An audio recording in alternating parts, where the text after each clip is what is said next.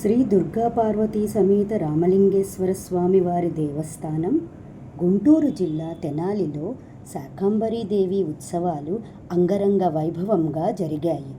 శాకం అంటే కూరగాయలు, అంబరి అంటే వస్త్రము లేదా ధరించేది అని అర్థం. శాకంబరీదేవి కథ గురించి మీకు తెలుసా? శాకంబరీ ఉత్సవాలు పలు చోట్ల ఈ ఆషాఢమాసంలోనే జరుగుతాయి.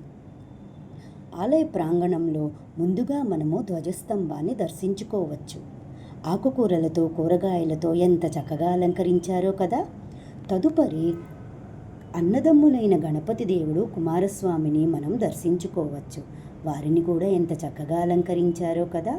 దర్శనానికి విచ్చేసిన భక్తులు లలితా సహస్రనామం, విష్ణు సహస్రనామం, లింగాష్టకం పారాయణలతో పాటు భక్తి పాటలతో గుడి ప్రాంగణం మారుమ్రోగిపోయింది.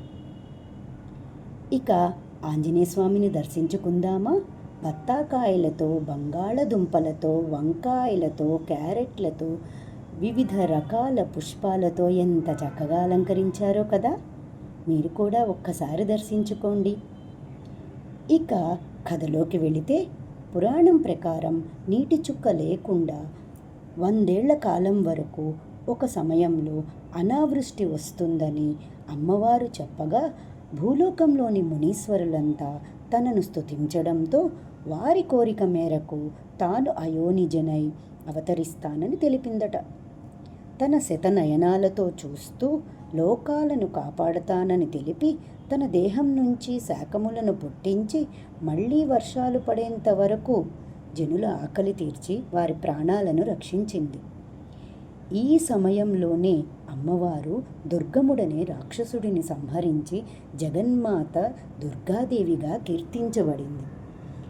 ఈ ఆషాఢమాసంలో అమ్మవారిని వివిధ రకాల ఆకుకూరలతో, కూరగాయలతో, పండ్లతో అలంకరించి కరువు కాటకాల నుంచి లోకాన్ని రక్షించు అని జనులందరూ ప్రార్థిస్తారు. పలు చోట్ల మనము ఈ శాకంబరి ఉత్సవాలను చూడవచ్చు. తదుపరి రోజు మనకి ఈ కూరగాయలను ప్రసాదంగా మనకి అందజేస్తారు.